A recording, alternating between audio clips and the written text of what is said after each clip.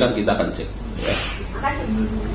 Ini kita kembali ke Remois tadi Pak. Ini kan tuntutannya 12 tahun penjara dinilai tidak sebanding dengan kerugiannya. Nah ini apakah ada gratifikasi juga Pak ke jaksa dan hakim pada saat proses hukumnya?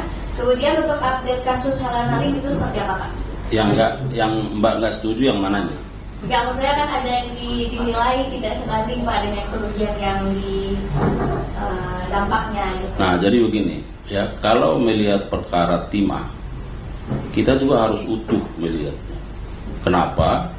Karena harpe muis itu hanya salah satu. Ya, apa yang menjadi peran dari yang bersangkutan? Itu dulu yang harus kita pahami bersama. Ya. Nah, kalau kita lihat peran yang bersangkutan, ya, yang pertama dia menginisiasi pertemuan antara PT Timah dengan para pemilik smelter. Artinya, kalau dia yang menginisiasi, mempertemukan, berarti masih ada pihak lain, ya. Yang kedua, tentu dia mengumpulkan dana CSR dari 5 smelter itu. Nah, kalau sesuai dengan dakwaan itu kan ada sekitar 400 miliar lebih dulu yang kita dakwa. Tetapi dalam proses persidangannya bahwa hakim melihat ternyata yang dinikmati sekitar 200 miliar lebih, dan itulah yang menjadi beban kepada yang bersangkutan. Nah, jadi kita harus melihat secara holistik, karena siapa lagi pelaku-pelaku terhadap tindak pidana korupsi timah ini? Tentu kita sudah menetapkan ada sekitar 22, ya. Nah, lalu apakah itu cukup? Nanti kita lihat bagaimana perkembangannya. Siapa lagi yang akan dimintai pertanggungjawaban terhadap itu? Nah, kemudian yang kedua, kalau rekan media menganggap bahwa ada permainan jaksa, hakim, saya kira itu terlalu berlebihan, ya. Nah, kita tegak lurus, kita sudah sampaikan dan saya kira sangat terbuka, ya. Mulai A to Z-nya itu, mulai dari penanganan penyidikan sampai kepada pernyataan banding terhadap perkara itu saya kira sangat terbuka, ya. Pak, respon dari kejaksaan tentang hakim yang memutuskan aset Helena Lim untuk dikembalikan gimana Pak?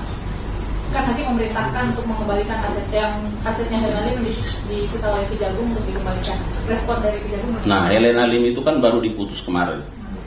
Kita masih punya waktu 7 hari menurut KUHAP, ya, menurut hukum acara. Nah, jadi jangan dikira bahwa 7 hari itu kami tidak mendalami, ya. Itulah fungsinya KUHAP, memberi waktu kepada para pihak untuk pikir-pikir. Sesungguhnya pikir-pikir itu bukan karena kebimbangan, bukan. Tapi kita menganalisis, ya. Karena yang ada di jaksa itu kan catatan persidangan. Lalu dilihat, dicatat apa pertimbangan-pertimbangan yang disampaikan oleh pengadilan. Apakah pertimbangan-pertimbangan itu sangat berkorelasi dengan apa yang kita dakwa dan kita tuntut. Nah, lalu nanti akan diputuskan seperti apa. Misalnya kita tuntut 8 tahun, putus 5 tahun. Ya, kemudian ada pengembalian aset yang sudah disita kepada yang bersangkutan. Nah, jaksa itu akan melakukan penelitian, pengecekan lebih awal. Nah, kita punya dokumen terkait itu, maka disita. Lalu kenapa pengadilan harus mengembalikan ke yang bersangkutan? Apa pertimbangannya? Dalam waktu kurun 7 hari inilah jaksa itu berpikir-pikir menggunakan hak itu. Tetapi juga kita sekaligus menganalisis. Ya, nanti bagaimana sikap lanjutannya kita lihat. Tapi sendiri masuk akal nggak sih Pak pertimbangan hakim untuk memerintahkan Kejagung mengembalikan asetnya Helena Lim?